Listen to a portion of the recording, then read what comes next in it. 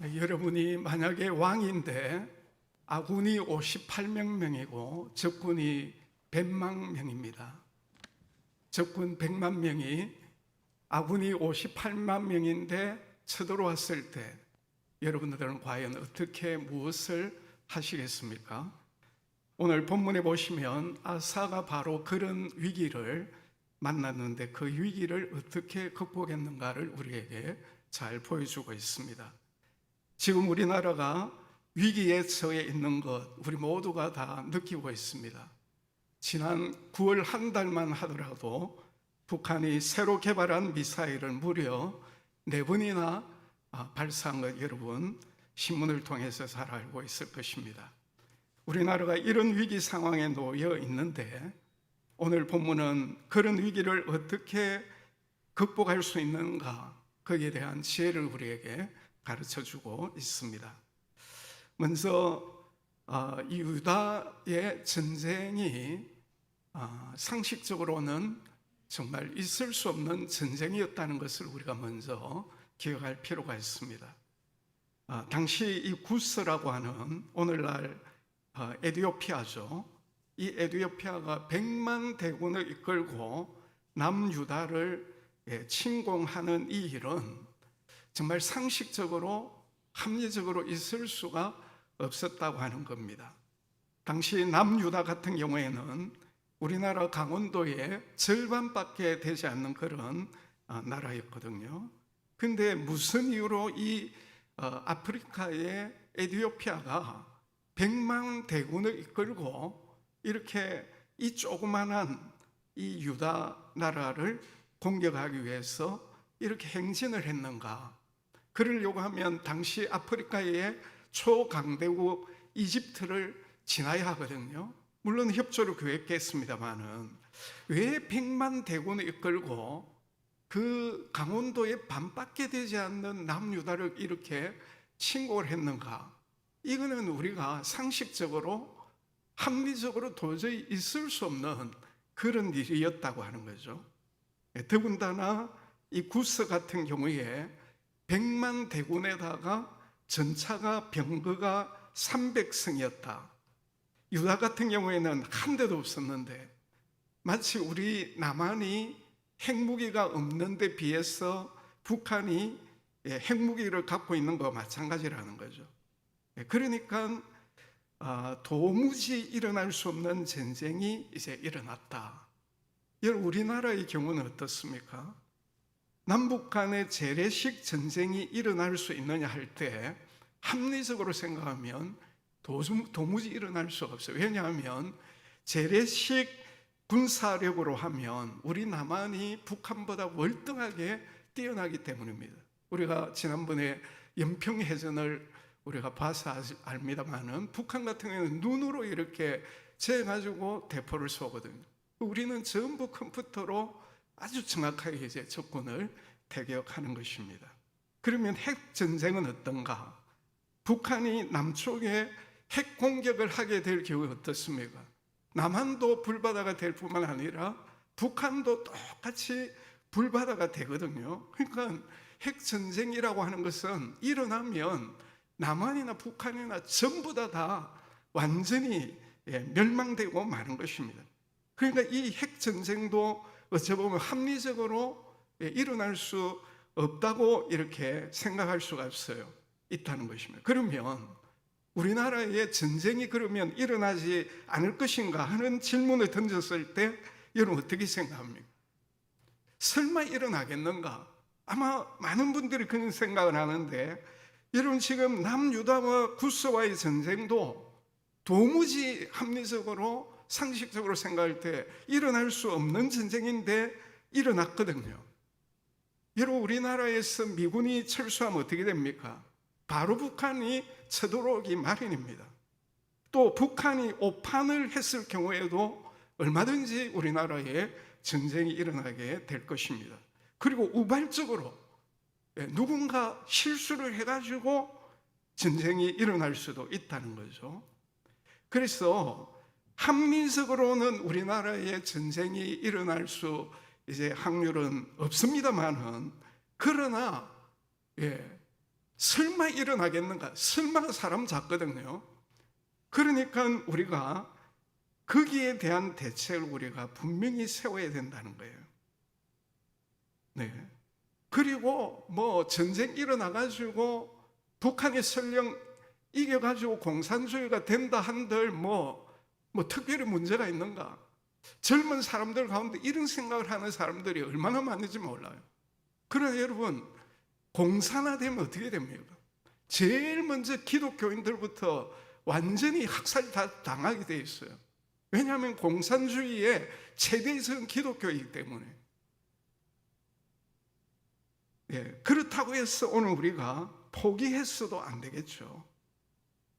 우리는 내일 어떤 일이 일어난다 할지라도 지금 내가 맡은 일에 대해서는 최선을 다해야 됩니다. 그리고 가장 중요한 것은 따라서 합시다. 전쟁은 하나님께 속한 것입니다.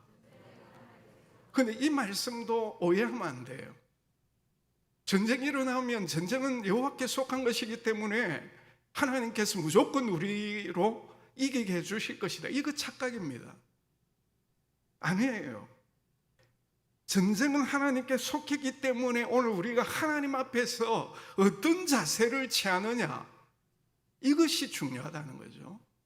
그러면 오늘 우리가 어떻게 하는 것이 하나님 앞에서 바른 자세를 취하는 것인가, 이것이 오늘 말씀의 핵심입니다.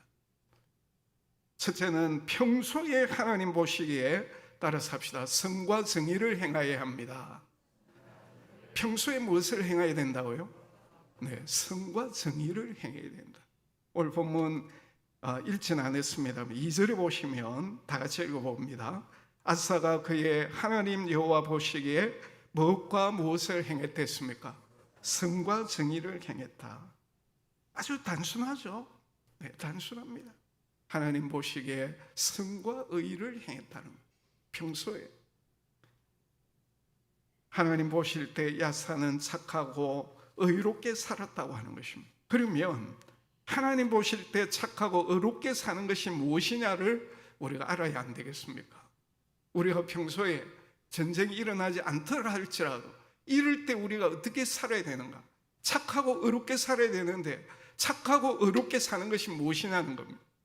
3절 이후에 보면 이 아사가 이방 제단과 산당을 없애고 주상을 깨뜨리고 아세라상을 찍었다고 말씀해요. 모든 우상들을 철저하게 제거했다는 것입니다. 15장 16절을 보면 자기 어머니 마아가가 아세라의 가정한 목상을 만들었기 때문에 그런 어머니를 태우의 자리에서 내려오도록 그렇게 했다는 것입니다. 그리고 자기 어머니가 만든 모든 목상을 찍고 빻아 기드론 시냇가에 불살라 버렸다는 철저한 종교개혁을 행했다는 것을 잘 보여주고 있습니다. 그 결과 하나님께서 이 아사가 다스리는 동안에 평안을 주십니다. 그리고 아사는 평안할 때 나라를 아주 굳건하게 국방력을 강화를 하게 되죠.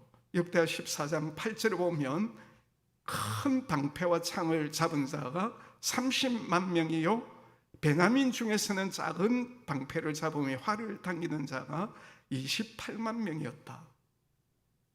강원도 반밖에 안 되는 이 남유다의 군사력이 58만 명이었다. 지금 우리나라하고 비등하지 않아요. 평안할 때 이렇게 하나님 앞에서 착하고 의롭게 살았다고 하는 것을 잘 보여주고 있습니다. 이런 아사를 우리가 보면서 우리나라가 사는 길은 어떤 길인가? 우리도 이 아사처럼 철저하게 종교개혁을 해야 한다는 것입니다. 물론 우리나라 사람들 가운데 다 예수 믿는 사람은 아닙니다만은 믿지 않는 불신자들의 경우에는 개혁을 해야 된다는 거예요. 개혁이 뭐냐? 우리 국민들이 다 하는 죄를 하나님 앞에 해결해야 된다는 거예요. 특별히 우리나라는 한강의 기적이라고 하는, 사람들은 그냥 한강의 기적이라고 이야기하지만 사실은 하나님이 우리에게 은혜로 복으로 이 한강의 기적을 이루도록 안 했습니까? 예전에 우리와 똑같이 가난했던 나라가 지금도 세계 최빈국의 수준에 있는데 우리나라는 하나님께서 이런 기적을 베풀어 가지고 10대 무역 강대국이 되게 해주신 거거든요. 안 믿는 사람들은 한강의 기적이라 하지만은 이것은 그야말로 하나님의 은혜요 기적이라는 거죠. 근데 믿지 않는 사람들 이걸 모르는 겁니다.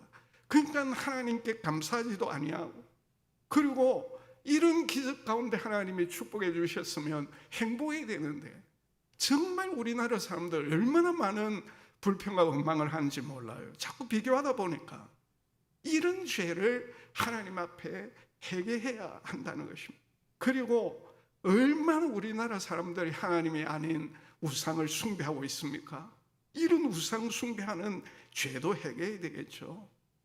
특별히 정치적으로 오늘날 지금 보면 분명히 잘못된 건데 자기 당의 유익을 위해서 국민들이 통탄한 일들을 하고 있는 거, 이거 회개해야 됩니다.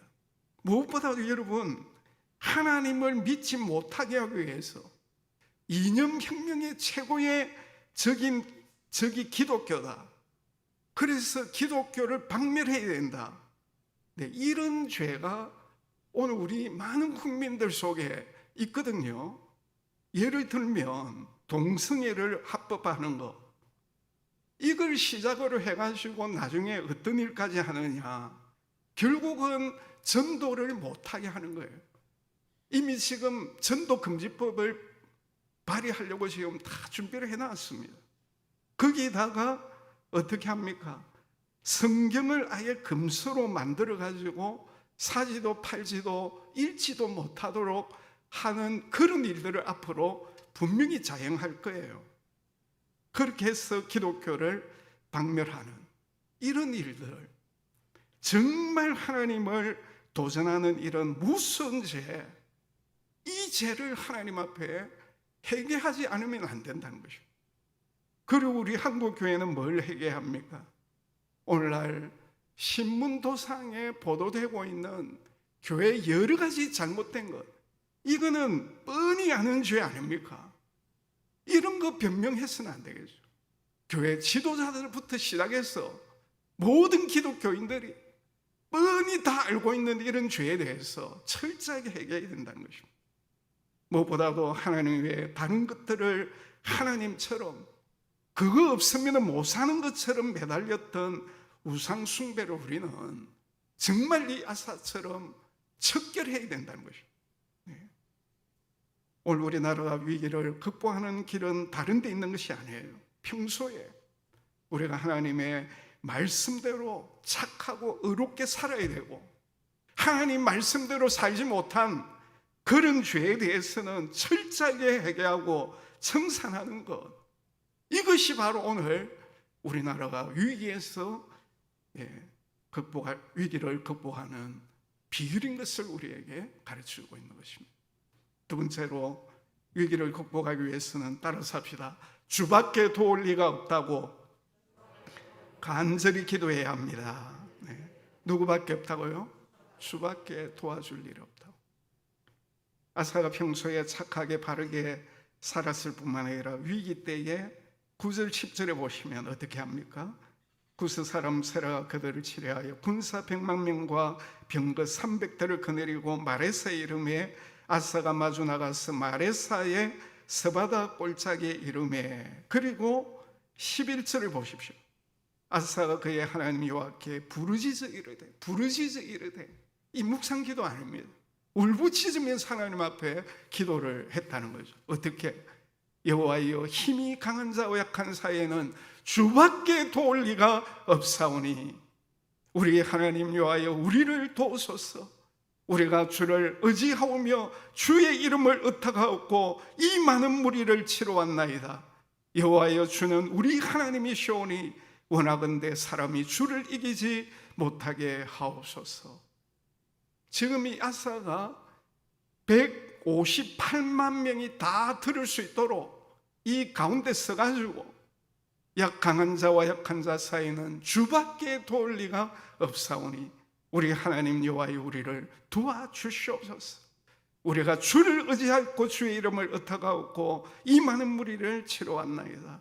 여호와 주는 우리 하나님 여호와시니 원하건대 사람이 주를 이기지 못하게 하옵소서 하면서 하나님 앞에 울부짖으며 기도했다는 것입니다. 이 기도의 핵심은 강한 자와 약한 자 사이에 주밖에 도와줄 리가 없다고 하는 거예요. 오늘 우리도 마찬가지입니다.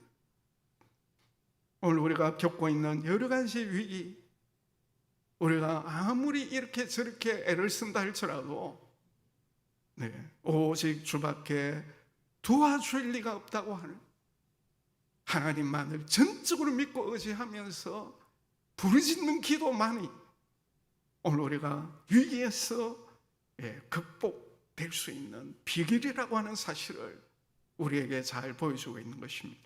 아사가 이렇게 주밖에 우리를 도와줄 리가 없사오니 이렇게 하나님만을 전적으로 믿고 의지하고 하나님 앞에 부르짖었을 때 하나님께서 어떻게 하십니까? 12절을 보시면 하나님이 이 아사의 기도를 들어주시죠. 그리고 그 전쟁에 개입을 하십니다. 그리고 구스 사람들을 아사와 유다 사람들 앞에서 치시니까 그야말로 막 우르르르 하고 다 이제 쓰러지게 되죠. 그래서 구스 사람들이 급이 나가지고 도망을 칩니다. 그래서 아사와 그에 함께한 사람들이 그들을 추격해가지고 그날까지 이름에 구스 사람들이 엎드려져 가지고 산 사람이 한 사람도 없었다고 말씀을 하고 있어요. 완전히 100만 구스 군대가 하나님과 아사 군대 앞에 완전히 패망을 하게 된 것입니다. 그래서 유다가 노력한 물건들이 얼마나 많았는지 완벽한 승리를 거두게 되었다는 거죠. 그리고 주변에 있는 사람들이 연합군을 이제 만들어서 쳐들어오면 안 되니까 14절을 보면 여호와께서 그랄 사며 모든 성읍 백성들을 뭐하게 하셨댔습니까? 두렵게 하셨다. 그러니까 유다를 건드리지 못하도록 하셨다는 거예요. 오늘 우리 대한민국 열강들 속에 얼마나 작고 무시할 만한 나라입니까? 그러나 하나님께서 오늘 우리 대한민국을 지켜주시면 주변 열강들이 우리를 절대로 건드리지 못할 줄 믿으시기를 바랍니다. 15절을 보시면 짐승 지키는 천막을 치고 야군과 낙타를 많이 끌고 예루살렘으로 돌아왔더라. 승리의 기한을 했다는 거죠. 이렇게 아사가 주밖에 도와줄 리 없사오니 여호와 하나님이여 우리를 도우소서라고 기도했을 때 하나님께서 그의 기도를 들어주시고 유다로 하여금 대단한 승리를 할 수 있도록 해주신 것입니다. 여러분, 이것은 오늘 우리나라도 똑같습니다. 오늘 우리가 하나님밖에 우리나라를 도와줄 리가 없사오니 여호와 하나님이 우리를 도와주시옵소서. 오늘 우리 하나님의 백성들이 하나님 앞에 정말 부르짖으면서 기도하는 이것만이 오늘 우리나라가 위기 가운데서 벗어날 수 있는 유일한 길인 것을 오늘 우리가 믿고 정말 하나님 앞에 기도해야 된다는 것입니다. 여러분, 우리 주변 열강들 믿을 수가 있습니까? 중국을 어떻게 믿습니까? 사도에 대한 보복으로 그렇게 기업들을 꼼짝 못하게 만드는 그런 중국, 우리 믿을 수가 없습니다. 그렇다고 러시아를 믿습니까? 북한을 믿습니까? 일본을 믿을 수 있습니까? 그리고 우리의 우호국인 미국을 우리가 믿습니까? 미국도 철저하게 미국 최우선주의예요. 우리가 한미 동맹을 공고히 해야 하지만은 그렇다고 해서 미국도 온전히 믿을 수 있는 것이 아닌 것입니다. 아시는 대로 1950년 1월 12일에 에치슨 라인 선언이 있었지 않습니까? 미국이 동부가 이제 방위선을 발표할 때 그때 우리나라는 제외시켰어요. 그 결과 어떤 일이 일어났습니까? 에치슨 선언이 있은 지 5개월이 지났을 때 바로 6.25잖아요. 그때 소련의 도움을 받아 북한이 탱크 몰고 우리나라를 치들어 왔어요. 여러분 가운데 아니 목사님 지금이 언제인데 에치슨 라인 말합니까? 이런 분들도 있겠습니다만 설마 6.25 같은 전쟁이 우리나라에 일어나겠습니까? 그러나 여러분 설마 아닙니다. 지금 북한이 핵무기를 소유하고 있지 않습니까?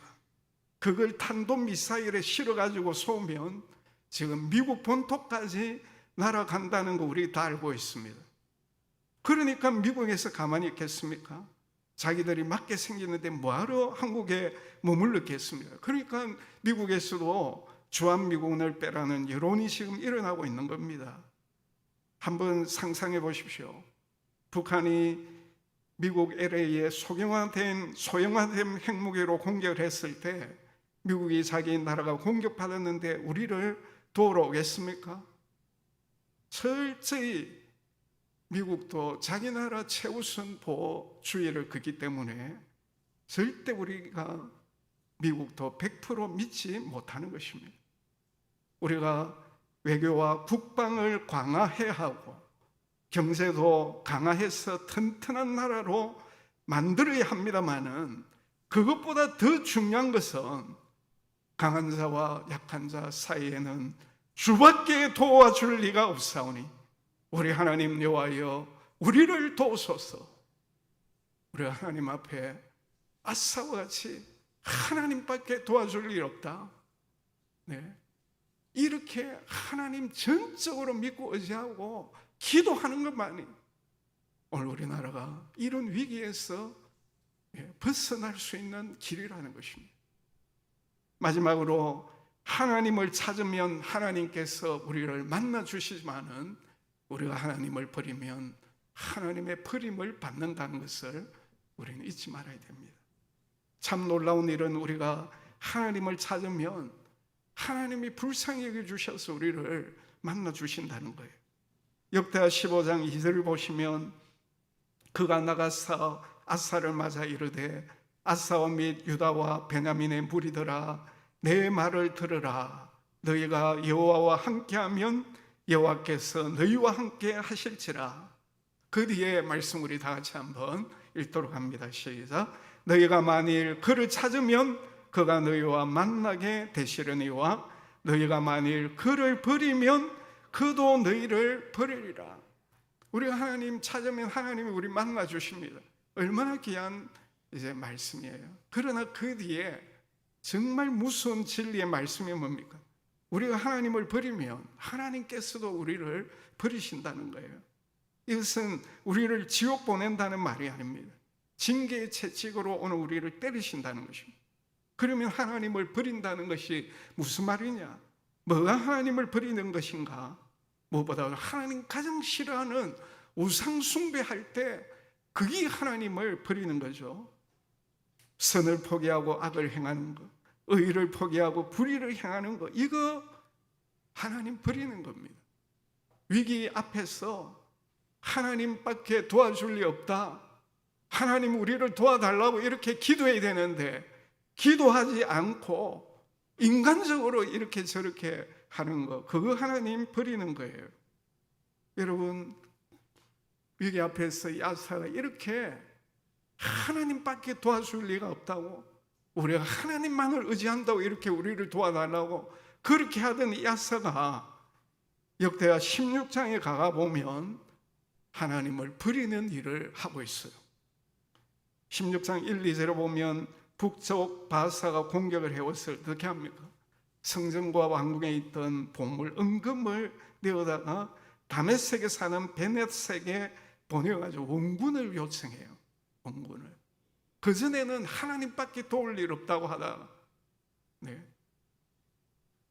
일시적으로는 승리를 했습니다만 그 일이 끝나고 나가 7절 이하에 보면 하나님의 선견자 하나니가 경고를 합니다.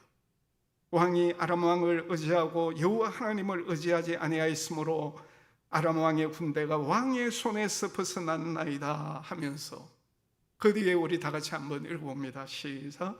구스 사람과 루 사람의 군대가 크지 아니하며 말과 병거가 심히 많지 아니하더이까. 그러나 왕이 여호와를 의지하였으므로 여호와께서 왕의 손에 넘기셨나이다. 여호와의 눈은 온 땅을 두루 감찰하사 전심으로 자기에게 향하는 자를 위하여 능력을 베푸시나니 이런 왕이 망령되이 행하여 싸우니 이후부터는 왕에게 뭐가 있으리라? 전쟁이 있어요. 하나님을 의지하지 아니하고 사람 의지하니까 하나님께서 이 아사를 버려가지고 전쟁이 있게 될 것이다. 네, 그렇게 말씀하고요. 또 10절 위에 보면 아사가 하나님을 어떻게 버리느냐, 하나님의 선견자인 하나리가 자기에게 하나님 의지하지 아니하고 사람을 의지했기 때문에 하나님이 당신 버리고 전쟁이 있을 것이다 이래 하니까 그 말에 크게 노하고, 노하면 안 되잖아요.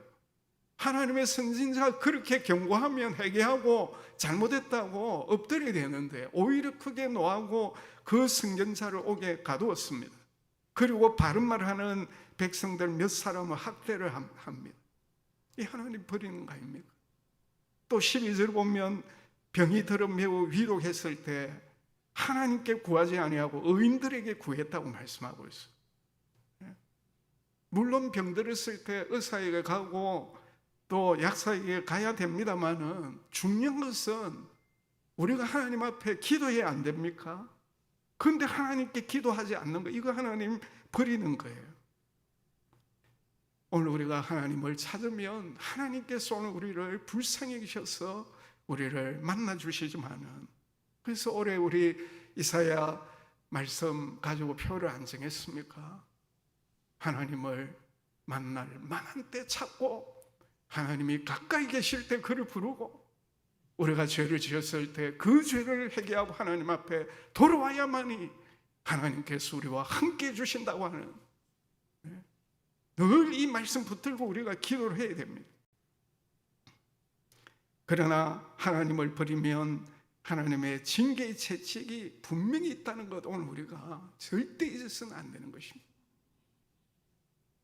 우리가 잘 아는 대로 6.25 전쟁이 일어났을 때 이제 부산의 저 사무엘교회에서 주의 이제 사자들과 한국의 남한의 하나님의 백성들을 어떻게 했습니까? 정말 아사와 같이 주밖에 도와줄 리가 없사오니 주 하나님 여호와의 우리를 도와주소서, 얼마나 회개하고 절규하며 기도 안 했습니까? 그랬을 때 하나님이 어떻게 하셨습니까? 당시 미국의 트럼프 대통령이 휴가 갔다가 우리나라에 주기교가 터졌다는 이야기를 듣고 바로 그 다음날 워싱턴으로 올라갑니다. 그리고 국민들 앞에서 호소를 하죠. 지금 대한민국이 너무나도 위기에 빠져 있습니다. 우리가 그 나라를 도와줘야 됩니다 하고, 그 결과 이제 유엔군이 파병이 되고, 그 유엔군이 파병되는 데 있어서도 하나님의 얼마나 놀라운 기적의 역사가 있었는지 다음 기회에 한번 말씀을 드리겠습니다만은, 좌우간 우리가 하나님을 찾으면 하나님께서 오늘 우리를 만나 주신다는 것. 그러나 우리가 하나님을 버리면 하나님께서 우리를 버리신다는 것. 우리가 평소에 하나님 보시기에 선과 의를 행하고 위기 때에 주밖에 도와줄 리가 없습니다. 우리 하나님 여호와의 우리를 도와주시옵소서. 우리가 이렇게 부르짖을 때 하나님께서 우리의 기도를 들어주시고 우리를 위기 가운데서 건져주실 줄